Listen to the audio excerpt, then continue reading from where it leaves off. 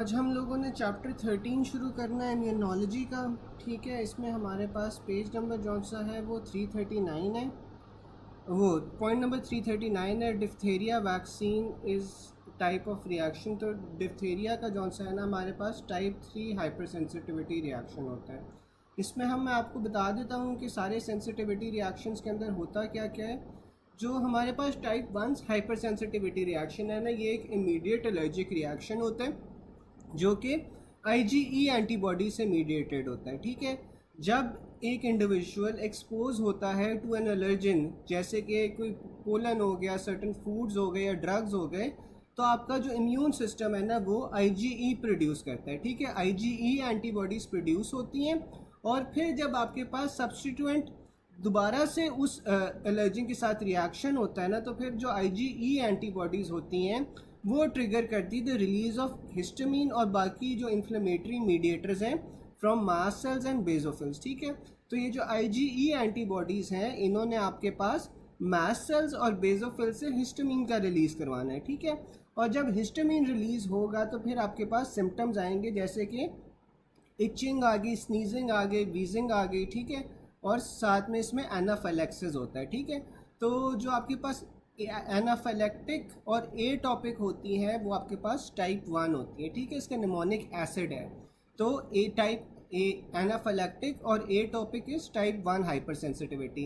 फिर आपके पास दूसरी आ जाती है साइटोटॉक्सिक। जो साइटोटॉक्सिक होती है ना वो आपके पास एंटीबॉडी मीडिएटेड होती है। इसमें होता क्या है कि इसके अंदर आपके पास it involves the destruction of target cells by antibodies. ठीक है, तो इसमें आपके पास एंटीबॉडीज़ बनती हैं। ठीक है, और इसमें जो एंटीबॉडीज़ बनती हैं जैसे कि आईजीजी या आईजीएम, वो आपके पास एंटीजन्स के साथ बाइंड करेंगी ऑन द होस्ट सेल्स और उन्हें डिस्ट्रॉय कर देंगी। ठीक है, फिर आपके पास आ जाती है type 3। Type 3 is immune complex mediated. ठीक है, इम्यून कॉम्प्लेक्स मीडिएटेड का क्या मतलब है कि इसके अंदर आपके पास इम्यून कॉम्प्लेक्सेस की फॉर्मेशन होती है जो कि बनते हैं आपके पास एंटीजन और एंटीबॉडीज जब आपस में बाइंड करती हैं। ठीक है, जो एंटीजन्स होंगे वो कोई भी फॉरेन एंटीजन जो आपके पास बॉडी में आया हुआ है, और एंटीबॉडीज़ आपके पास आईजीजी या आईजीएम हो जाएंगे। इन दोनों ने आपस में मिलकर इम्यून कॉम्प्लेक्सेस बनाने हैं, और ये जो इम्यून कॉम्प्लेक्सेस हैं ना ये आपके पास सेल के अंदर जाके डिपॉजिट हो जाते हैं या टिश्यूज़ के अंदर जाके इनकी डिपोजिशन हो जाती है। फिर आपके पास आ जाते हैं डिलेड सेल मीडिएटेड टाइप 4। ठीक है, तो टाइप 4 हाइपर सेंसिटिविटी रिएक्शंस में हमारे पास क्या होता है, these are mediated by T cells. ठीक है, इसमें आपके पास CD4 टी हेल्पर सेल्स आ जाते हैं और CD8 साइटोटॉक्सिक टी सेल्स आ जाते हैं। ठीक है, अब ये जो CD4 सेल्स हैं इन्होंने आपके पास क्या करना है कि फॉरेन एंटीजन को डिटेक्ट करना है। फॉरेन एंटीजन को डिटेक्ट करके फिर इसमें आपके पास मुख्तलिफ़ किस्म की एंटीबॉडीज़ बनती हैं। वो आपके पास जो टी सेल्स हैं वो बी सेल्स को एक्टिवेट करेंगे, जिससे आपके पास ये रिएक्शन होगा। ठीक है, तो ये आपके पास 4 टाइप्स की हाइपर सेंसिटिविटी रिएक्शंस होते हैं। इसका निमोनिक है एसिड, ए से एनाफाइलैक्टिक और एटोपिक इन टाइप 1, सी से साइटोटॉक्सिक जो कि एंटीबॉडी मीडिएटेड होती है टाइप 2, फिर टाइप 3 आपके पास जौन सा है वो इम्यून कॉम्प्लेक्स मीडिएटेड होती है विच इज़ टाइप 3, और डिलेड सेल मीडिएटेड होती हैं विच इज़ टाइप 4। ठीक है, तो ये आपके पास निमोनिक आ जाता है हाइपर सेंसिटिविटी रिएक्शंस का। ठीक है, फिर हमारे पास आ जाती हैं type 1, 2 and 3 required active production of antibodies by plasma cells, terminally differentiated B cells. ठीक है, तो जो आपके पास 1, 2, 3 हाइपर सेंसिटिविटी रिएक्शन है इसके अंदर आपके पास एक्टिव एंटीबॉडी की प्रोडक्शन हो रही होती है, जबकि जो टाइप 4 है इसमें आपके पास टी सेल्स और मैक्रोफेजेस का इंटरेक्शन हो रहा होता है। जो टाइप 4 था उसमें CD4 टी सेल्स और CD8 टी सेल्स जौन से होते हैं ना वो बन रहे होते हैं। फिर आपके पास हाइपर सेंसिटिविटी की टाइप्स आ जाती हैं और साथ में एग्जांपल्स आ जाती हैं। टाइप 1 में जौन सा होता है ना that is immediate and anaphylactic first type और फास्ट एनाफाइलैक्सिस। ठीक है, तो इसमें जो एग्जांपल्स है उसमें हे फीवर आ जाता है, एलर्जिक एस्थमा आ जाता है, हाइव्स आ जाते हैं और एनाफाइलैक्टिक शॉक आ जाता है। ठीक है, इसका निमोनिक आप इस तरह याद रख सकते हो, हा क्या होगा, एच से आपके पास हे फीवर, ए से एलर्जिक एस्थमा, एच से हाइव्स और ए से एनाफाइलैक्टिक शॉक। फिर आपके पास आ जाते हैं टाइप 2 जो कि एंटीबॉडी मीडिएटेड होती हैं, ठीक है। इसमें क्या होता है कि एंटीबॉडीज़ की प्रोडक्शन होती है जैसे IgM और IgG, और इन्होंने आपके पास सेल्स जो फॉरेन सेल्स हैं उनके साथ बाइंड करके उन्हें डिस्ट्रॉय करना है। तो इसका निमोनिक आपके पास आ जाता है my blood group is RH positive, ठीक है। My blood group is RH positive. इसमें M से आपके पास आ रहा है माइस्थीनिया ग्रेविस, ठीक है। B से आपके पास आ जाता है B से आपके पास कुछ नहीं आता। G से आपके पास जौन सा है ना गुड पास्चर सिंड्रोम आ जाता है। B से आपने ये याद रखना है कि जितने भी ब्लड रिलेटेड कंडीशंस हैं जैसे कि ऑटो इम्यून हीमोलिटिक एनीमिया आ गया, ट्रांसफ्यूजन रिएक्शंस आ गए, तो जितनी भी ब्लड से रिलेटेड चीज़ें हैं ना वो भी आपके पास सारी टाइप 2 में आती हैं, ठीक है।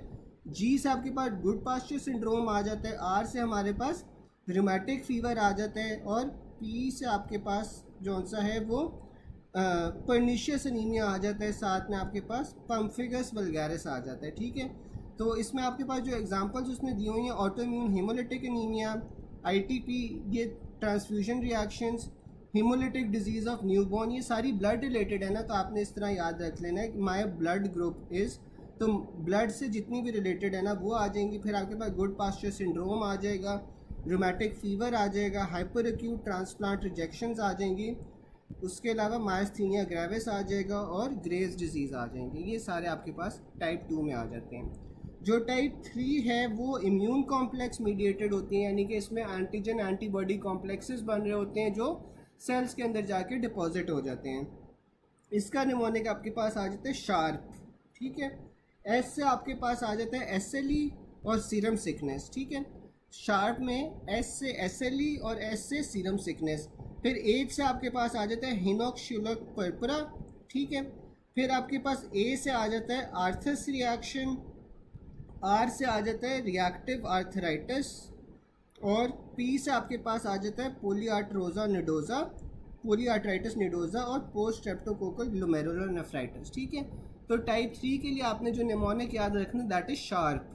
S से आपके पास आ रही SLE और साथ में सीरम सिकनेस। H से आपके पास आ गई हिनोक्सियुलर पर्पुरा, A से आ गया आपके पास आर्थस रिएक्शन, R से आपके पास आ गया रिएक्टिव आर्थराइटिस, P से आपके पास आ गया पोलीआर्ट्राइटिस निडोजा और पोस्ट स्ट्रेप्टोकोकल ग्लोमेरुलोनेफ्राइटिस, ठीक है। जो टाइप 4 है आपके पास, टाइप 4 जो हाइपर सेंसिटिविटी होती है दैट इज सेल मीडिएटेड, ठीक है। इसमें आपके उसने 6 T's बताए हुए हैं कि इसमें T सेल्स होते हैं, TB स्किन टेस्ट जो ट्यूबरकुलिन टेस्ट होता है वो आपके पास कौन सा होता है टाइप 4 है। उसके अलावा आपके पास जो टच से कॉन्टैक्ट डर्मेटाइटिस होता है, ठीक है, वो भी आपके पास टाइप 4 की एग्जांपल है। ट्रांसप्लांट रिजेक्शंस आपके पास टाइप 4 की है, और टाइप 1 डायबिटीज़ भी आपके पास टाइप 4 की है, ठीक है। इसमें आपने इस तरह याद रख सकते हो जितनी भी डिजीजेस सिस से या टिस से शुरू होती है ना, सिस से आपके पास क्या आ जाएगा मल्टीपल स्क्लेरोसिस, सोरियोसिस, ठीक है, ये आपके पास जौन से हैं टाइप 4 की एग्जांपल्स हैं। फिर आपके पास टिस से क्या आता है contact dermatitis, diabetes mellitus, Hashimoto thyroiditis, ये भी सारी जौन सी है ना आपके पास टाइप 4 की एग्जांपल्स होती हैं, ठीक है। साथ में फिर ये सारी ये जौन सा है ना आपके पास टाइप 4 हाइपर सेंसिटिविटी रिएक्शंस हो जाते हैं। फिर टाइप 1 की वो MCQs बता रहा है क्या क्या होते हैं। Boy presents with urticaria, rhinitis, eczematous, rash on the extensor surface. The underlying pathology is type 1 hyper sensitivity, ठीक है।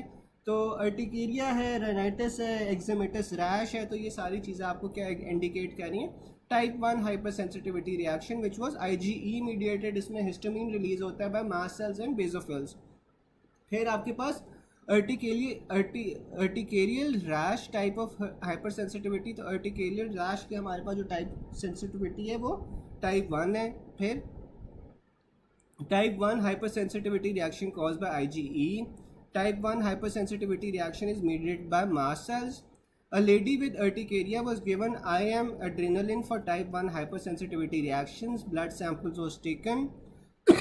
Which of the following will be raised? तो आपके पास वो IgE जौन सा है ना वो रेज्ड होता है। What type of hypersensitivity cells are involved in bee sting? तो bee sting के साथ आपके पास क्या होगा IgE मीडिएटेड होगी, ठीक है, क्योंकि इसमें आपके पास कोई फॉरेन एंटीजन है, उस एंटीजन के आपके बॉडी जौन सा है वो आईजीई प्रोड्यूस कर रही है और आईजीई की वजह से आपके पास हिस्टामिन रिलीज होगी, ठीक है। A young patient with history of bee stings develops pruritus, urticaria and wheezing within few minutes. The effector cell of this type of hyper sensitivity are mast cells, ठीक है। तो mast cells जौन से होते हैं उन्हीं से आपके पास जौन सा है ना हिस्टामिन निकल रही होती है, ठीक है।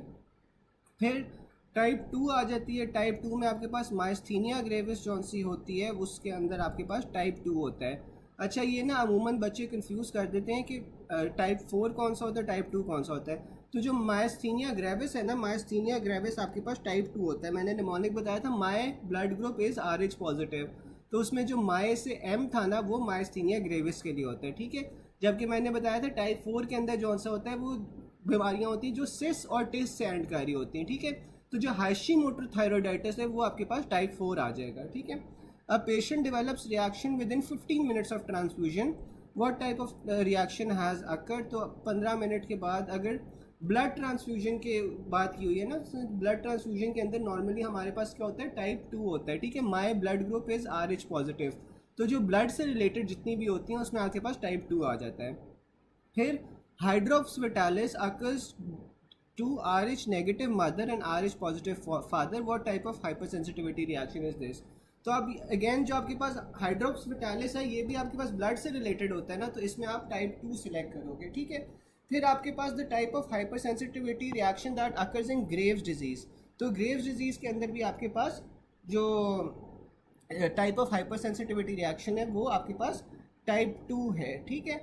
तो हमने पढ़ा था mnemonic my blood group is RH positive, तो जो जी था ना, जी में आपके पास गुड पास्चर सिंड्रोम आ रहा था और साथ में ग्रेव्स डिजीज़ आ रहा था। तो my blood group is RH positive, इसमें जी में आपके पास गुड पास्चर भी आ जाता है और ग्रेव्स डिजीज़ भी आ जाता है। फिर अगला है type of hyper sensitivity reaction in erythroblastosis fetalis. Again erythroblastosis fetalis जौन से वो ब्लड की कंडीशन है, तो इसमें आपके पास टाइप 2 हाइपर सेंसिटिविटी रिएक्शन होगा। The principal difference between cytotoxic type 2 and immune complex type 3 hypersensitivity reaction is the site where antigen antibody complexes are found। तो जो आपके पास टाइप 2 होगा ना, टाइप 2 के अंदर तो आपके पास जो एंटीजन एंटीबॉडी कॉम्प्लेक्सेस हैं वो ब्लड में ही बनेंगे और ब्लड के अंदर ही जौन सा है ना वो आपके फॉरेन पार्टिकल्स को या फॉरेन सब्सटेंसेस को डिस्ट्रॉय कर देगा। जबकि जो आपके पास टाइप 3 हाइपर सेंसिटिविटी रिएक्शन होता है इसमें ये सेल के अंदर जाके डिपॉजिट होना शुरू हो जाता है, ठीक है। एंटीजन एंटीबॉडी कॉम्प्लेक्सेस बनते हैं और ये सेल या टिश्यू के अंदर जाके डिपॉजिट होना शुरू हो जाते हैं। तो जो इनकी साइट होती है ना वो आपके पास टाइप 2 और टाइप 3 में डिफरेंस होती है। फिर type of hyper sensitivity reaction in myasthenia gravis, तो आपके पास वो टाइप 2 होती है। A big scenario patient having autoimmune hemolytic anemia, what type of hypersensitivity? Again, autoimmune hemolytic anemia is a condition of the blood, तो इसमें आपके पास टाइप 2 hypersensitivity आ जाती है। aplastic anemia, patient receives RBC transfusion, ठीक है। aplastic anemia है, patient RBC transfusion उसे मिल रही है, after 15 minutes he develops shortness of breath and dyspnea, तो ये अगेन ब्लड ट्रांसफ्यूजन से रिलेटेड है, तो इसमें आपके पास टाइप 2 हाइपरसेंसिटिविटी आ जाएगी। फिर आपके पास आ जाता है type of hyper sensitivity in Arthus reaction. तो आर्थस रिएक्शन के अंदर ना आपके पास कौन सी हाइपर सेंसिटिविटी टाइप होती है, आपके पास टाइप 3 होती है, ठीक है। आर्थस रिएक्शन में होता क्या है कि आर्थस रिएक्शन के अंदर कोई भी इंडिविजुअल जो सा he is expose to an antigen through vaccination या इनहेलेशन, ठीक है। तो जो इंडिविजुअल है वो एक्सपोजर होता है उसका through to an antigen through vaccination या इनहेलेशन। उसके बाद आपके पास क्या होता है, इसमें एंटीबॉडी फॉर्मेशन होती है। इम्यून सिस्टम के अंदर आपके पास एंटीबॉडी फॉर्मेशन होगी। जब एंटीबॉडी फॉर्मेशन होगी तो आपके पास इम्यून कॉम्प्लेक्सेस बनेंगे और जो इम्यून कॉम्प्लेक्सेस है ना ये आपके पास डिपॉजिट हो जाएंगे in the walls of skin, blood vessels, particularly skin या जॉइंट में, ठीक है। तो आपके पास जो इम्यून कॉम्प्लेक्सेस बन रहे हैं वो स्किन की वेसल्स में या जॉइंट्स के अंदर जाके डिपॉजिट हो रहे हैं, ये आपके पास आर्थस रिएक्शन होता है। Type of hypersensitivity reaction seen in post streptococcal glomerulonephritis, तो ये जो पोस्ट स्ट्रेप्टोकोकल ग्लोमेरुलोनेफ्राइटिस है इसमें आपके पास टाइप 3 होता है। इसका निमोनिक मैंने बताया था शार्प, ठीक है। तो जो पी था ना, पी से आपके पास पोलियार्ट्राइटिस निडोजा आ रहा था और साथ में पोस्ट स्ट्रेप्टोकोकल ग्लोमेरुलोनेफ्राइटिस आ रहा था। Type of hypersensitivity reaction seen in diphtheria toxoid, ठीक है। तो डिप्थेरिया टॉक्सॉइड में आपके पास क्या आता है, टाइप 3 आता है। An example of type 3 hypersensitivity reaction is post-streptococcal glomerulonephritis. A 2-year boy had been given diphtheria toxoid vaccination. Diphtheria toxoid हमने पढ़ा था टाइप 3 होता है. 2 days later he developed symptoms of signs and symptoms of hypersensitivity. what type of reaction has occurred? तो आपके पास type 3 होगा. Example of type 3 hypersensitivity is farmer's lung. तो फार्मर्स लंग आप लोगों को याद होगा, हमने रेस्पिरेशन में पढ़ा था. तो ये जौन सा होता है that is an example of type 3 hypersensitivity reaction. फिर अगला आपके पास पॉइंट आ जाता है कि example of type 3 hypersensitivity reaction आपके पास पोस्ट स्ट्रेप्टोकोकल ग्लोमेरुलोनेफ्राइटिस होगा.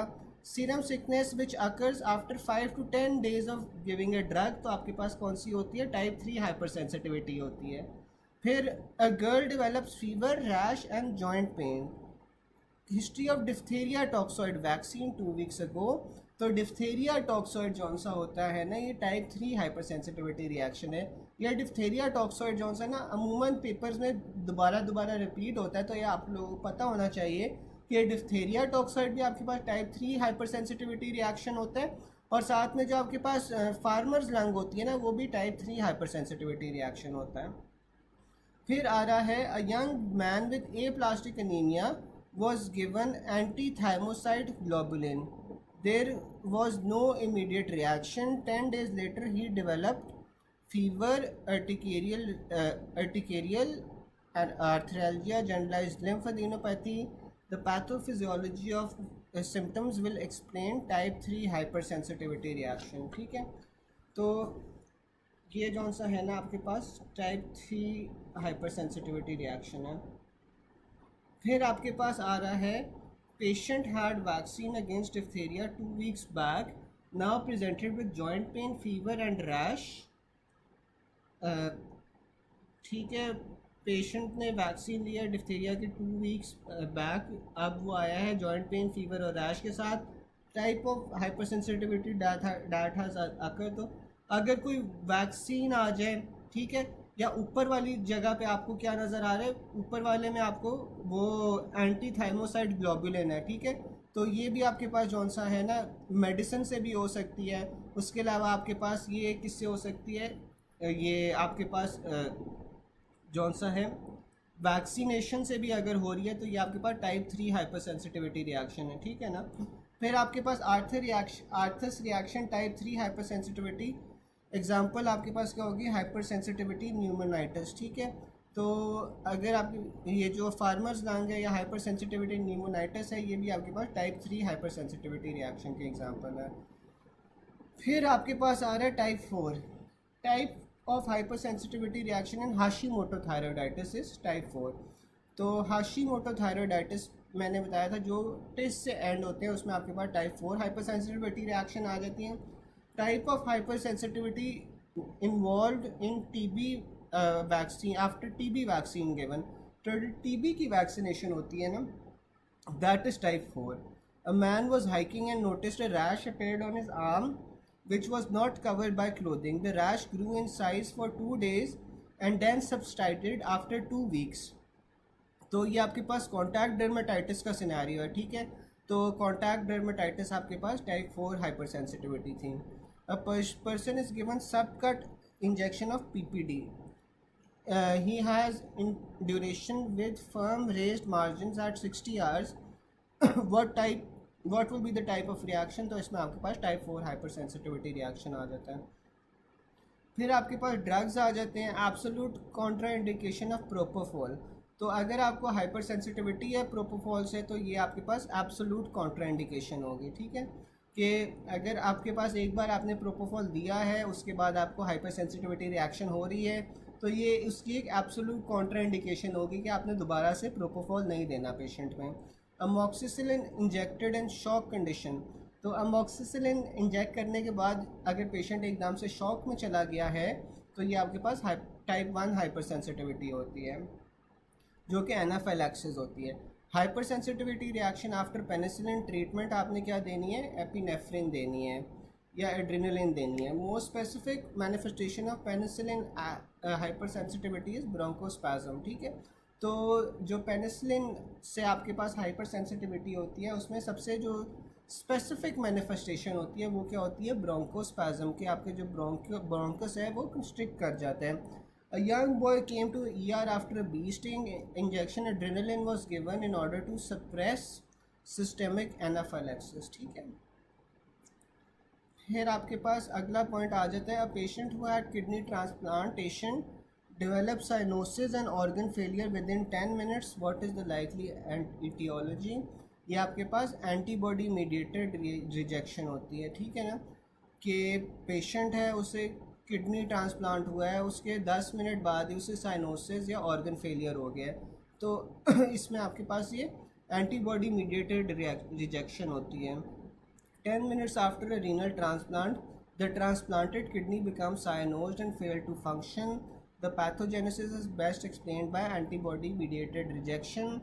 Washed RBCs are beneficial in preventing hypersensitivity. ठीक है, तो आप जो ब्लड है ना, ब्लड में से आप RBCs को सेपरेट कर लेते हो, तो अगर आप खाली RBCs दे रहे हो ना, तो उसमें हाइपर सेंसिटिविटी के चांसेस जो से हैं वो ख़त्म हो जाते हैं, क्योंकि उसमें आपके पास और बाकी जो आपके पास होते हैं ना, जो फॉरेन एंटीजन्स होते हैं वो सारे ख़त्म हो जाते हैं. आप खाली RBCs ट्रांसफ्यूज़ कर रहे हो, तो ये प्रिवेंट करता है हाइपर सेंसिटिविटी को.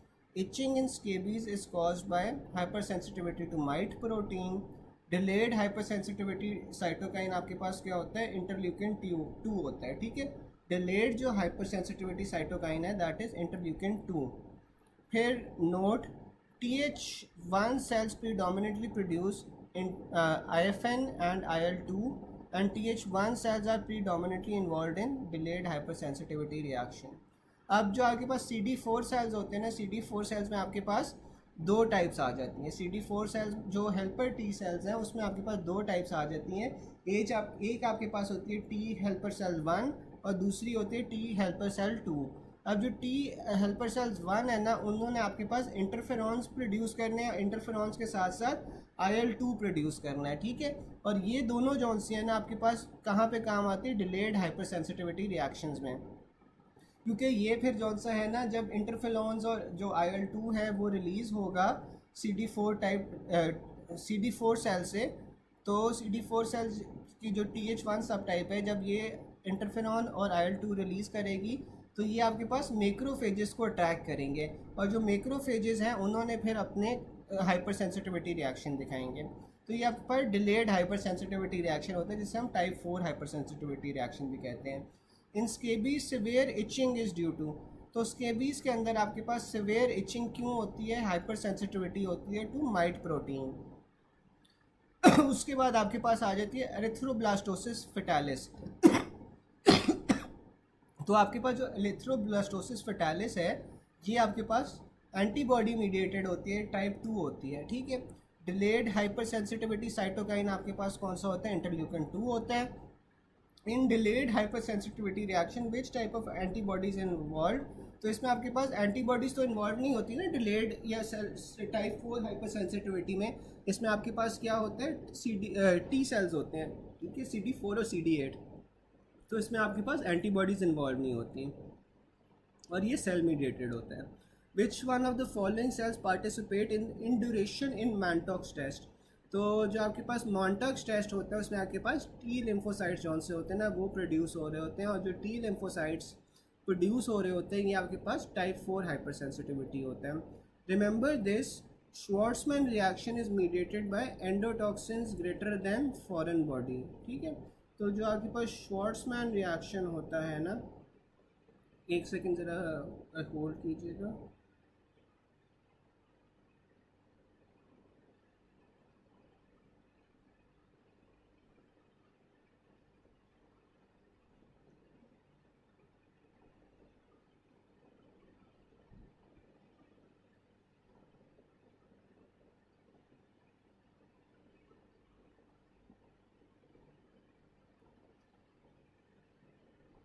अच्छा, अब आपके पास मैं बताया था जो श्वार्ट्जमैन रिएक्शन होता है ना that is mediated by endotoxins greater than foreign body. अब श्वार्ट्जमैन रिएक्शन में होता क्या है कि श्वार्ट्जमैन फिनोमेना जो है ना, ये आपके पास एक रिएक्शन होता है टू एंडोटॉक्सिन्स. ठीक है, जो आपके पास बैक्टीरिया वगैरह आते हैं ना, जो वो आपके पास एंडोटॉक्सिन्स रिलीज़ करवा रहे होते हैं, और एंडोटॉक्सिन्स के से ना ये रिएक्शन होता है और इसमें आपके पास थ्रोम्बोसिस होती है in the affected cell tissue, ठीक है। तो that is mediated by endotoxin, ठीक है, ग्रेटर देन फॉरेन बॉडी, ठीक है। फिर आपके पास आ रहा है point number 340, BCG vaccination infers immunity through CD4 cell mediated hyper sensitivity reaction. तो जो आपके पास BCG वैक्सीनेशन होती है उसमें आपके पास क्या हो रहा होता है, CD4 cell mediated delayed hyper sensitivity reaction हो रहा होता है। फिर हम देख लेते हैं बी सेल्स और टी सेल्स में डिफरेंसेस क्या होते हैं। बी सेल्स जो से होते हैं वो आपके पास differentiate in the bone marrow, B से आपके पास बी सेल्स हैं, बी से बोन मैरो है, ठीक है। तो ये बोन मैरो में और पेरिफेरी के अंदर डिफ्रेंशिएट कर रहे होते हैं। The presence of surface immunoglobulin is characteristic, और ये आपके पास ह्यूमोरल इम्यूनिटी प्रोवाइड करते हैं, ठीक है। फिर आपके पास टी सेल्स आ जाते हैं। टी सेल्स जो सा होते हैं वो थाइमस में डिफ्रेंशिएट करते हैं। इसमें आपके पास कोई सरफेस इम्यूनोग्लोबुलिन्स नहीं होते और ये सेल मीडिएटेड इम्यूनिटी जो सा है ना वो प्रोवाइड करते हैं। अब जो आपके पास टी सेल्स हैं वो फर्दर डिफ्रेंशिएट हो जाते हैं इनटू CD4 और CD8। हमने पढ़ा था कि हम CD4 की दो सब टाइप्स थी, TH1 और TH2। TH1 जो सा है वो इंटरफेरॉन्स और IL-2 रिलीज़ करवा रही थी, जो कि आपके पास डिलेड हाइपर सेंसिटिविटी रिएक्शंस के अंदर काम आता है, ठीक है। तो जो CD4 टी सेल्स है ना वो अबाउट 60% होते हैं। ये these are associated with MHC2, ठीक है। तो ये आपके पास रूल ऑफ 8 होता है, ठीक है। तो लेट सपोज अगर हमारे पास CD4 है ना तो 4 को आप 2 से मल्टीप्लाई करोगे तो आपके पास 8 आ जाएगा, ठीक है। तो CD4 टू टी सेल्स जो से होते हैं those are associated with MHC2, help B cells make antibodies and produce cytokines to recruit phagocytes and other leukocytes, ठीक है ना। तो जो हमने पढ़ा था CD4 है, उन्होंने आपके पास इंटरफेरॉन्स और TNF जो सा है वो रिलीज़ करवाना है, और ये जो सा होता है ना फिर आपके पास फेगोसाइट्स और अदर मैक्रोफेजेस को ना रिक्रूट करते हैं और बी सेल्स की मदद करते हैं, इसीलिए हम इन्हें CD4 टी हेल्पर सेल्स भी कहते हैं। और फिर जो CD8 टी सेल्स होते हैं ना ये हमारे पास अबाउट 30% होते हैं। ये डायरेक्टली किल करते हैं वायरस इन्फेक्टेड सेल्स को, और ये ट्यूमर्स को डिस्ट्रॉय करने के लिए भी रिस्पॉन्सिबल होते हैं। और जो CD8 टी सेल्स है ना इसमें आपके पास कौन से आ जाते हैं, MHC1 आ जाती है, ठीक है ना। तो 1 मल्टीप्लाई बाई 8 आपके पास 8 आता है, तो इसमें भी रूल ऑफ 8 फॉलो होता है, ठीक है। फिर हमारे पास आ जाता है अ 50 years old lady receiving a renal transplant from a cadaver. 1 month later, renal failure signs and symptoms were seeming. Some biopsy findings pointing to HLA-1 association with cells are involved. तो इसमें आपके पास CD8 सेल्स होते हैं जो आपके पास foreign जो substances होते हैं ना उन्हें डिटेक्ट करते हैं और उन्हें किल करते हैं, ठीक है। तो रीनल ट्रांसप्लांट उसने कैडेवर से किया है और 1 महीने के बाद उसमें आपके पास क्या रीनल फेलियर के सिम्टम्स आना शुरू हो गए हैं। तो ये आपके पास जो सेल्स इन्वॉल्व होते हैं वो CD8 होते हैं। विच one of the following has anti tumour property.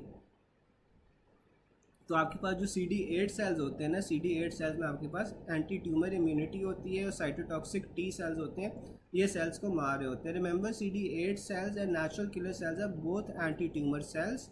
इसमें आपने प्रेफरेंस CD8 पॉजिटिव को देनी है देन नेचुरल किलर सेल्स। तो जो आपके पास एंटी ट्यूमर सेल्स होते हैं ना उसमें CD8 is greater than natural killer sales. Primary response against graft rejection. तो जो ग्राफ्ट रिजेक्शन होता है उसके खिलाफ जो प्राइमरी रिस्पॉन्स होता है वो क्या होता है, साइटोटॉक्सिक टी सेल्स होते हैं, ठीक है। Defence against melanoma. तो मेलानोमा या कोई भी कैंसर के खिलाफ जो आपके पास डिफेंस होता है वो साइटोटॉक्सिक टी सेल्स होते हैं। फिर T cells need to bind to which of the following to access antigen. तो जो आपके पास टी सेल्स होते हैं वो आपके पास MHC के साथ बाइंड करते हैं। जो CD4 होंगे वो MHC टाइप 2 के साथ बाइंड करेंगे, जो CD8 होंगे वो आपके पास MHC1 के साथ बाइंड करेंगे।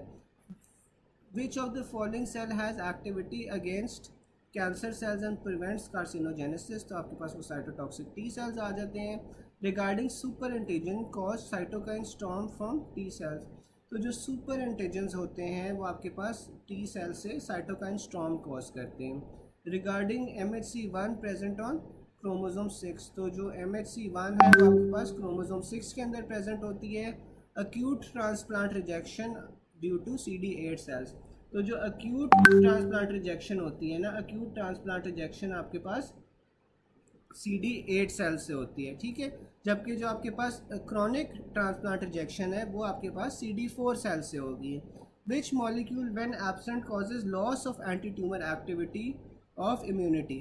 तो वो कौन सा आपके पास मार्कर होता है, which molecule when absent causes loss of anti tumour activity. तो आपके पास वो MHC1 होता है, क्योंकि MHC1 जौन सा है वो आपके पास CD8 सेल्स के ऊपर प्रेजेंट होता है, और CD8 सेल्स जौन से होते हैं वो एंटी ट्यूमर एक्टिविटी करवा रहे होते हैं। Chronic transplant rejection involves which one of the following. तो जो क्रॉनिक ट्रांसप्लांट रिजेक्शन है उसमें आपके पास क्या आ जाता है, CD4T लिम्फोसाइट्स, ठीक है। अक्यूट ट्रांसप्लांट में आपके पास CD8 आ रहा है, जबकि जो क्रॉनिक ट्रांसप्लांट है उसमें आपके पास CD4 पॉजिटिव आ रहा है, ठीक है। और जो आपके पास अक्यूट ट्रांसप्लांट रिजेक्शन होगी उसमें जो MHC1 आ जाएंगे, और क्रॉनिक के अंदर आपके पास MHC2 आ जाएंगे। Note, CD8 T cells from graft directly damage host cells, ठीक है। तो जो CD8 T सेल्स हैं वो आपके पास किसी भी ग्राफ्ट से अगर आ जाएं तो वो आपके पास डायरेक्टली होस्ट सेल्स को डैमेज करते हैं। जबकि cytokine from CD4 T cells recruit macrophages which damage host cells, ठीक है। ये मैं आप लोगों को बता चुका हूँ। और remember it as acute rejection के अंदर आपके पास CD8 होगा, और क्रॉनिक रिजेक्शन के अंदर आपके पास CD4 होगा। HLA typing in renal transplant decreases the activation of CD8। तो अगर आपने HLA टाइपिंग पहले से करवाई हुई है रीनल ट्रांसप्लांट डिजीजेस में, तो उसमें जो CD8 की एक्टिवेशन होती है वो डिक्रीज हो जाती है। Diabetes mellitus patient HLA1 had transplant 1 month ago, which cells are involved in rejection। तो आपके पास वो CD8 आएगा with MHC1। In other option the question was CD4 with MHC1 which cannot be because CD4 is associated with MHC2, ठीक है। फिर आपके पास अगला पॉइंट आ जाता है PPD ट्यूबरकुलिन टेस्ट। तो हमने पढ़ा था कि जो PPD ट्यूबरकुलिन टेस्ट है वो हमारे पास टाइप 4 हाइपर सेंसिटिविटी रिएक्शन की एग्जांपल थी। तो after 40 hours 15 mm erythema is noticed, cells responsible for erythema are helper T cells, ठीक है। तो ये हमारे पास हेल्पर टी सेल्स होते हैं, टाइप 4 हाइपर सेंसिटिविटी रिएक्शन होता है। A PPD tuberculin test done to a patient after 40 hours, 15 mm erythema is noticed. Cells responsible for erythema are CD4 cells, ठीक है। तो इसमें आपके पास ये ट्यूबरकुलिन टेस्ट की एग्जांपल है, ठीक है, जो टाइप 4 होती है। In the above question, sometimes a direct helper T cell option is given. Sometimes you are given the option of choosing between CD4 and CD8। तो हमें पता है कि हेल्पर टी सेल्स वैसे CD4 होते हैं, तो इसमें हमने CD4 प्रेफर करना है। For this remember CD8 become cytotoxic T cells, CD8 become cytotoxic T cells, CD4 becomes helper T sales. Memory T cells में इधर बी CD4 या CD8, ठीक है। तो जो मेमोरी टी सेल्स होते हैं वो आपके पास या तो CD4 भी हो सकते हैं या CD8 भी हो सकते हैं। फिर अगला पॉइंट हमारे पास आ जाता है regarding HLA antigen, it is the main reason for graft rejection. तो HLA में आपके पास क्या आ जाता है, patient has undergone renal transplant, which of the following tissues should be sent from HLA for HLA typing. तो HLA टाइपिंग के अंदर ना आप क्या भेजते हो, WBCs भेजते हो। HLA होता क्या है, ये ह्यूमन ल्यूकोसाइट एंटीजन होता है, ठीक है। और जो ह्यूमन ल्यूकोसाइट एंटीजन होता है ना, इसकी आप टाइपिंग करवाते हो बिफोर एनी ट्रांसप्लांट प्रोसीजर, ठीक है। तो आप ये सैंपल लेते कहाँ से हो, या आप WBC जो अगर वो पूछ ले कि कौन सा टिश्यू आप लेते हो, तो टिश्यू में आपने सिलेक्ट करना है WBCs को। HLA matching is important because it decreases the chance of which immunological condition. तो आपने HLA मैचिंग क्यों करवानी होती है होस्ट और ग्राफ्ट की, ताकि आप होस्ट वर्सेस ग्राफ्ट डिसीजेस को प्रिवेंट कर सको, ठीक है। HLA sampling best is WBCs, ठीक है। तो हमने HLA सैम्पलिंग करवानी कहाँ से, आपने WBCs से करवानी है। HLA compatibility between donor and recipient is best detected by WBCs। फिर a female patient with chronic renal failure has 5 people who are willing to serve as donor for renal transplant: her husband, her identical twin, half brother, sister and son। तो सबसे जो suitable donor होगा वो कौन सा होगा, identical twin होगा। Pre requisite for renal transplant हमारे पास क्या होता है, HLA मैचिंग होती है। Main response for graft rejection is by HLA। फिर अब child has bone marrow transplanted from sibling who has 5 out of 6 of HLA matched donor now develop rash and diarrhea.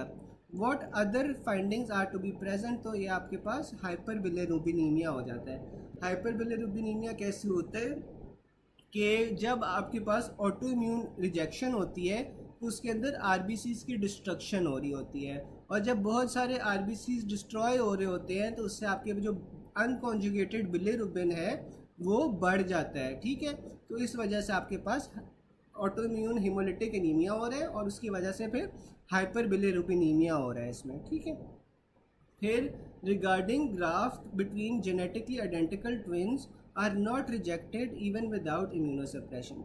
तो अगर आपने कोई ग्राफ्ट लिया है आइडेंटिकल ट्विन्स से और उसे आपने रिसिपिएंट के अंदर जौन सा है वो लगा दिया है, तो इसमें आपके पास रिजेक्शन नहीं होगी, बेशक आप सप्रेसिव थेरेपी बाद में नहीं दे रहे हैं। The most important prerequisite for renal transplantation आपके पास क्या होती है, HLA मैचिंग होती है। In renal transplantation the single most significant test is HLA। फिर अगला पॉइंट आपके पास आ जाता है, toll like receptors are associated with innate immunity. ठीक है, तो जो आपके पास टोल लाइक रिसेप्टर्स होते हैं वो इनेट इम्यूनिटी के साथ एसोसिएटेड होते हैं। एक सेकंड मुझे दें।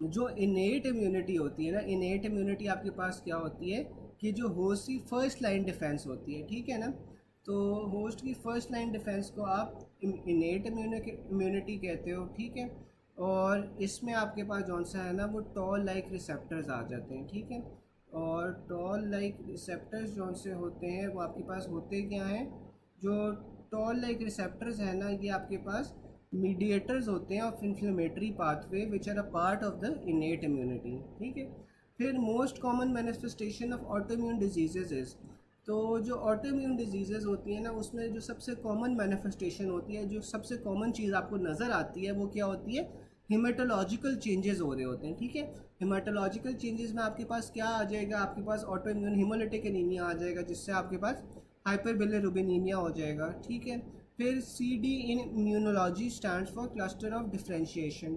तो जो CD होता है इम्यूनोलॉजी में वो किस चीज़ के लिए स्टैंड करता है, क्लस्टर ऑफ डिफ्रेंशिएशन के लिए स्टैंड करता है। Which one is an indication for passive immunity. तो आपके पास पैसिव इम्यूनिटी की क्या इंडिकेशन है कि when you don't have enough time for active immunity. तो अगर आपके पास बहुत सारा वक्त नहीं है फॉर एक्टिव इम्यूनिटी तो तब आपके पास पैसिव इम्यूनिटी से आप जौन सा है ना इम्यूनिटी बिल्ड करते हो। और पैसिव इम्यूनिटी में आप क्या होता है कि रेडिली मेड आप टॉक्सॉइड्स दे देते हो। ठीक है, जैसे टेटनस टॉक्सॉइड होता है तो वो आपके पास पैसिव इम्यूनिटी की टाइप है। और इंडिकेशन क्या है कि जब आपके पास पूरा का पूरा आपको चोट लगी, आपने टेटनस टॉक्सॉइड फ़ौरन के फ़ौरन दे दिया है, तो आपके पास क्योंकि टाइम नहीं है कि आप जौन सा है ना एक्टिव इम्यूनिटी बिल्ड कर सको, तो इसमें आप पैसिव इम्यूनिटी से फिर काम चलाते हो। ठीक है, you will prevent tetanus in a population by giving tetanus toxoid. Passive immunity is achieve bye IV immunoglobulins. तो आपने डायरेक्टली जौन सा है ना वो इम्यूनोग्लोबुलिन्स आप दे देते हो। ठीक है, it also comes as passive immunity is achieve by injecting T lymphocytes। तो वही बात होगी कि आप या तो IV इम्यूनोग्लोबुलिन दे दो या फिर आप T lymphocytes डायरेक्टली इंजेक्ट कर दो। ठीक है, तो ये आपके पास कौन से T lymphocytes होंगे, आपके पास ये CD8 T lymphocytes होंगे जो आपके पास साइटोटॉक्सिक होते हैं। ठीक है, cells responsible for innate immunity are achieved most commonly by carbohydrate sequence in the bacterial cell walls। तो जो आपके पास सेल्स होते हैं इनेट इम्यूनिटी में वो कैसे एक्टिवेट होंगे, वो आपके पास बैक्टीरियल सेल वॉल के अंदर आपके पास कार्बोहाइड्रेट सीक्वेंस पड़ा होता है। ठीक है, जब वो उस कार्बोहाइड्रेट सीक्वेंस को डिटेक्ट करेंगे तो आपके पास जो इनेट इम्यूनिटी के सेल्स हैं वो एक्टिवेट हो जाएंगे। Regarding the mechanism of fever in acute inflammation, true is IL-1 produce production of PGE2 which increases the set point। ठीक है, तो regarding the mechanism of fever acute inflammation में क्या हो रहा होता है, एक्यूट इन्फ्लेमेशन में ना आपके पास IL-1 की प्रोडक्शन होती है। जो IL-1 आपकी प्रोडक्शन होती है ना, वो क्या करवाती है, PGE2 को जौन सा है ना वो इंड्यूस करवाती है उसकी प्रोडक्शन को। IL-1 आया, IL-1 ने आपके पास जौन सा ना PGE2 की प्रोडक्शन को इंक्रीज़ किया, और जो प्रोस्टाग्लैंडिन E2 है ना, इसने आपके पास क्या कर देना है कि सेट पॉइंट को इंक्रीज़ कर देना है, ठीक है। तो जब आपके पास सेट पॉइंट इंक्रीज़ हो जाएगा तो फिर आपके पास क्या होगा कि फीवर परसिस्ट करेगा, ठीक है ना। सेट पॉइंट इंक्रीज़ होने की वजह से फीवर परसिस्ट करेगा। और mechanism of fever and infection क्या होता है कि आपके पास एक्टिवेशन होती है कॉम्प्लीमेंट सिस्टम की। फिर आपके पास अगला पॉइंट आ जाता है disease of spine which leads to fusion of vertebra. आपके पास एंकाइलोजिंग स्पॉन्डिलाइटिस होता है, is associated which type of which HLA type, तो आपके पास वो HLA-B27 होता है, ठीक है। तो एंकाइलोजिंग स्पॉन्डिलाइटिस में आपके पास क्या होता है, वर्टेब्रास की फ्यूजन हो रही होती है और ये HLA-B27 जौन सा होता है ना वो करवा रहा होता है, ठीक है। तो अब हमने जो ह्यूमन ल्यूकोसाइट एंटीजन्स पढ़े थे ना, उसकी हमने पढ़ना है कि वो कहाँ कहाँ होते हैं। अब जो आपके पास HLA-B27 है, HLA-B27 के लिए हमारे पास क्या निमोनिक है, psoriatic arthritis, ankylosing spondylitis, IBD associated arthritis और रिएक्टिव आर्थराइटिस का निमोनिक बन जाता है पेयर, ठीक है। तो पेयर में आपके पास क्या है, psoriatic arthritis, ankylosing spondylitis, IBD associated arthritis, reactive arthritis, ठीक है। पेयर इसका निमोनिक है और इससे हम सीरो नेगेटिव आर्थ्रोपैथीज भी कहते हैं। फिर आपके पास आ जाते हैं DQ2 और DQ8, ठीक है। तो इसमें आपके पास सीलियक डिजीज़ आ जाती है which is gluten sensitive enteropathy. इसका निमोनिक है I8 too much gluten at Dairy Queen, ठीक है। तो 8 और 2 साथ में आपके पास ग्लूटेन एट डेयरी क्वीन। तो इससे आपको पता चल जाता है DQ2 और DQ8 है और ये ग्लूटेन के साथ एसोसिएटेड है, तो ग्लूटेन के साथ आपके पास क्या आ जाता है, सीलियक डिजीज़ आ जाती है। फिर आपके पास आ जाते हैं DR2। जो DR2 है वो आपके पास किस में होता है, मल्टीपल स्क्लेरोसिस में, हे फीवर में, SLE में और गुड पास्चर सिंड्रोम में, ठीक है। इसका निमोनिक है आपके पास multiple hay pastures have dirt, ठीक है। Multiple hay pastures have dirt, तो इसमें आपके पास क्या चीज़ आ गई, मल्टीपल स्क्लेरोसिस, साथ में हे फीवर, फिर आपके पास गुड पास्चर सिंड्रोम, ये आपके पास DR2 के साथ एसोसिएटेड है, ठीक है। उसके बाद आपके पास आ जाता है DR3। DR3 में आपके पास डायबिटीज़ मेलाइटस आ जाता है, टाइप 1 SLE आ जाती है, ग्रेव्स डिजीज़ आ जाती है, हाशिमोटो आ जाता है, एडिसन्स आ जाती है। इसमें आप ना ऐसा याद कर सकते हो कि आप 2-3 SLE और 2-3 शुगर फ्री, ठीक है, 2-3 SLE और 2-3 शुगर फ्री, इस तरह याद रख सकते हो कि जो ये आपके पास 3 है ये SLE के साथ एसोसिएटेड होता है। शुगर फ्री से आप याद रख सकते हो कि ये डायबिटीज़ मेलाइटस टाइप 1 के साथ एसोसिएटेड होता है। साथ में आपने 2 और डिजीज़ याद रखनी है, एक ग्रेव्स है और एक हाशिमोटो है, दोनों जो सी थायराइड की डिजीज़ हैं, तो ये आपने याद रख लेनी है कि ये आपके पास DR3 जो सा होता है ये आपने याद रख लेना है। फिर आपके पास DR4 आ जाता है, तो DR4 में आपने रीमेटॉइड आर्थराइटिस याद रख लेना है, ठीक है। DR4 में हमारे पास र्यूमेटाइड आर्थराइटिस आ जाता है। तो there are 4 walls in a room ना, 4 दीवारें होती हैं एक कमरे के अंदर, ठीक है। तो rheumatoid arthritis is with DR4। फिर आपके पास DR5 आ जाती है। DR5 में आपके पास पर्नीशियस एनीमिया और हाशिमोटो थायराइडाइटिस है। ये आप किस तरह याद रख सकते हो, ये हम 5 से, ठीक है, हम 5 से, 8 से आपके पास आ जाता है हाशिमोटो थायराइडाइटिस और P से आ जाता है पर्नीशियस एनीमिया और 5 आपके पास क्या हो गया, DR5, ठीक है। तो हम 5 से आप ये पर्नीशियस एनीमिया और हाशिमोटो थायराइडाइटिस याद रख सकते हो। फिर हमारे पास आ जाता है HLA-B27 is associated with ankylosing spondylitis. फिर आपके पास HLA-B27 is associated with रीटर syndrome, ठीक है। तो जो HLA-B27 है वो आपके पास एंकाइलोजिंग स्पॉन्डिलाइटिस के साथ एसोसिएटेड है और साथ में रीटर सिंड्रोम के साथ एसोसिएटेड है। Previously reactive arthritis was sometimes known as Reiter syndrome.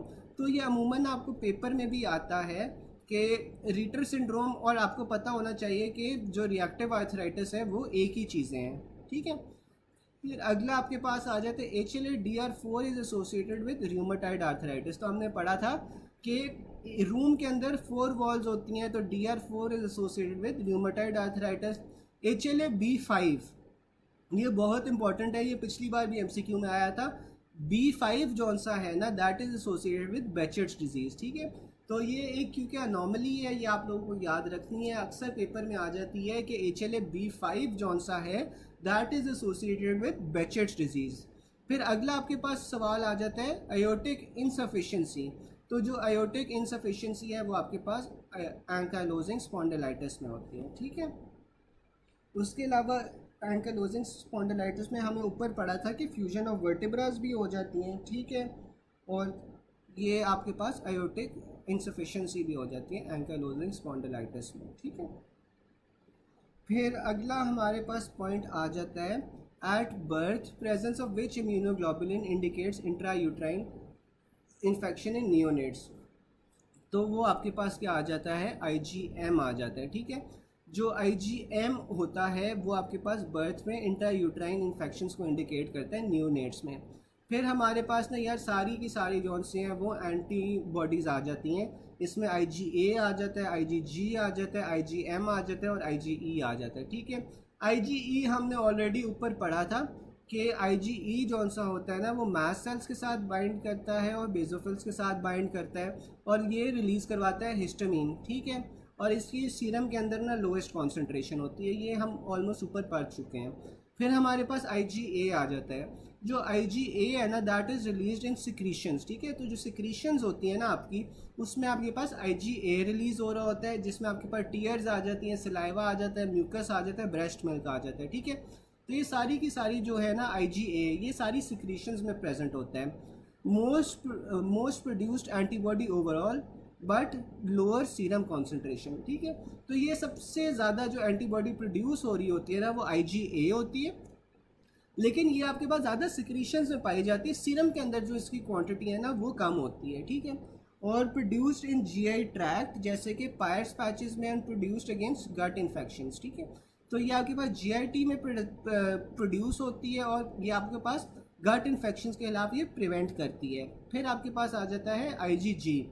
जो IgG होती है ये सबसे छोटी होती है, opsonises bacteria, neutralises bacterial toxin and viruses, ठीक है।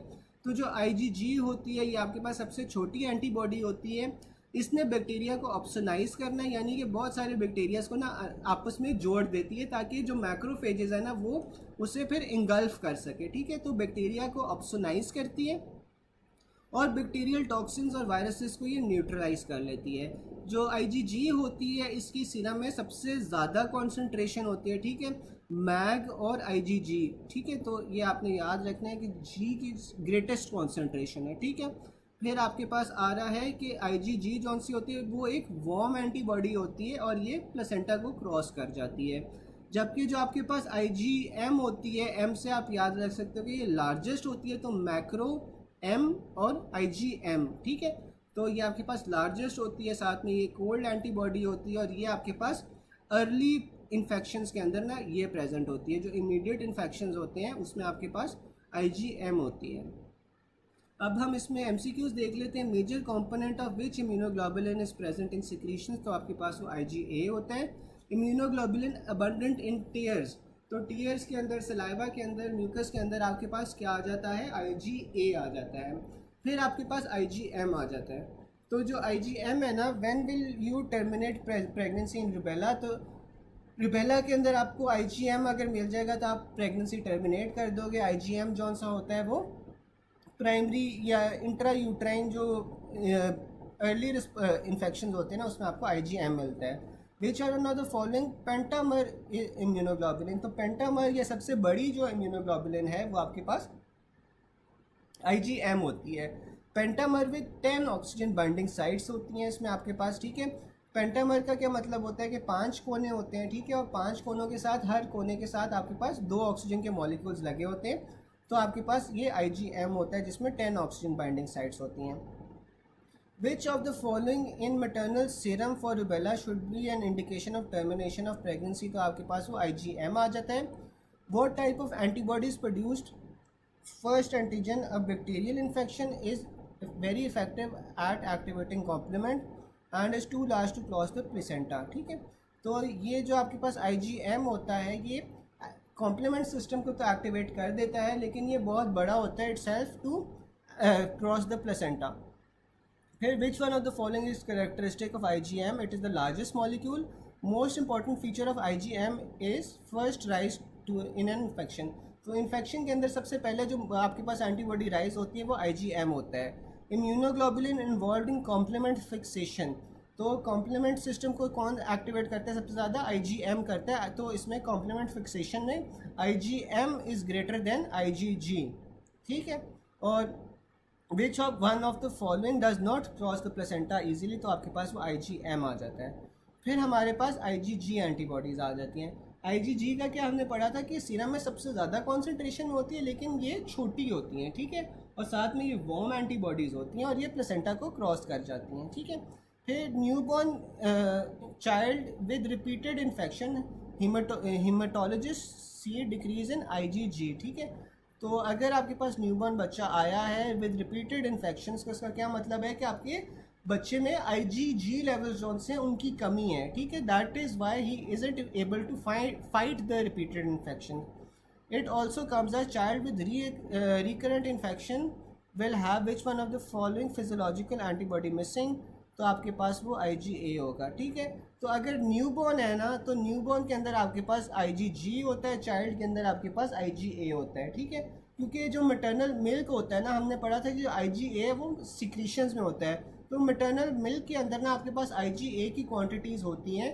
तो जब बच्चा ब्रेस्ट फीड कर रहा होता है तो आपके पास IgE की कमी नहीं होती, IgE जौन सा होता है ना वो नॉर्मल होता है। तो अगर तो न्यूबॉर्न आया है विद रिपीटेड इन्फेक्शन, तो इसका मतलब है कि उसमें IgG की डिफिशिएंसी है। ठीक है, अब बच्चा बड़ा हो गया, उसने ब्रेस्ट मिल्क लेना छोड़ दिया है और उसके बाद अगर उसे रिपीटेड इन्फेक्शंस हो रही हैं, तो इसका मतलब है कि उसमें IgA की कमी है, क्योंकि पहले तो वो मदर मिल्क से पूरा हो रहा था IgA, लेकिन जब उसने मदर मिल्क छोड़ दिया तो उसे दोबारा से रिकरेंट इन्फेक्शन होना शुरू हो गई हैं, तो इस वजह से उसमें फिर IgA की कमी है।